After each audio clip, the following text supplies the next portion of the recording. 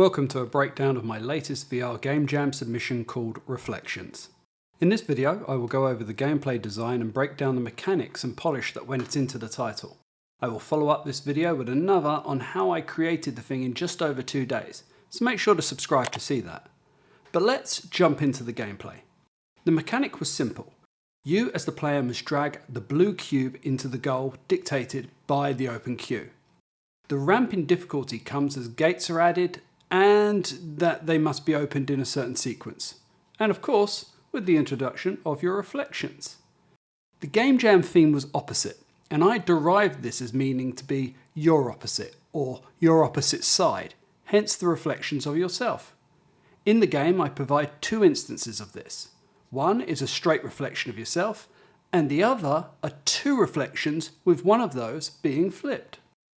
Now you control these reflections simultaneously, and that means moving one box might inadvertently move another box in the game, and run it into a gate, destroying that box and restarting the level. The Game Jam submission that I created consisted of around 7 levels in total, and nothing got too extreme as far as difficulty was concerned. This was mainly because shorter play times are better in Game Jam submissions, and when you make it too difficult it can reflect poorly on playability, as you don't have the same amount of time to produce a good difficulty ramp as you would do in a full game where you can add mastery to the mechanics. So that's the jam entry summarised, but let's look into some of the design points that you might miss at first glance when you look at the Game Jam entry. You may notice, as I have mentioned in previous videos, that the hands blend between animations here to signify a point of interaction. When the player reaches out to touch a cube, the hand blends into a pointer pose. This helps both identify that the hand can interact, but also means the touch point is more intricate, enabling the player to have fine motor controls over the cube's movement. Now, I also added a full tutorial system to this game. I could have simply added controls and instructions to the game download page, but these are often overlooked and, if read, easily forgotten. So instead, I made the first 3 levels of the game a set of tutorials. With the mechanic developed, this really took no effort, but the result of adding it is a much better progressive play for the player. Now, these aren't my usual standard of tutorials, but for a game jam, they get the desired impact. Now, the game also includes a full menuus, which in respect I shouldn't have added. Yes, it's a nice polish point, but half the work on this menuus would have given me 90% of the intended result. Instead of a level launching menu, I should have just added a button for repeat play, which simply starts the game over from the very beginning.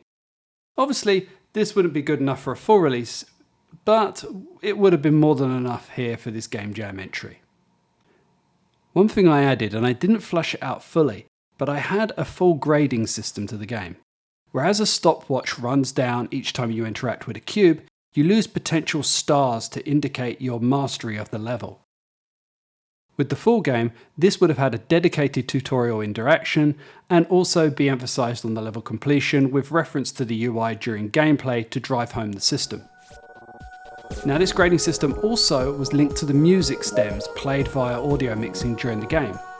As you lose a star on the UI, the music gains in intensity until you lose all your stars and the music moves to a calmer track for you just to finish off the actual level.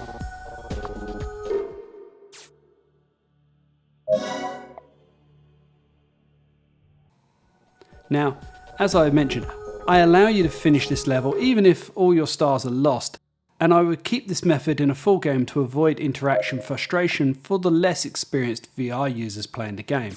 They may not master levels at all full grades, but they would get to experience all the levels and complete the game without any hindrance. Now, game-wise, if I were to continue developing this title, there are plenty more mechanics that could be looked at, to be introduced, and obviously some polish around the entire flow and interactions. Also, let's face it, playing an upside down reflection would be a mind bender all unto itself. Now, as I mentioned at the start of this video, I will put all the details of how I put together this game in such a short amount of time in a future video. So make sure to subscribe, as it may be a valuable reference for when you next build your VR Game Jam. And as always, thanks for watching.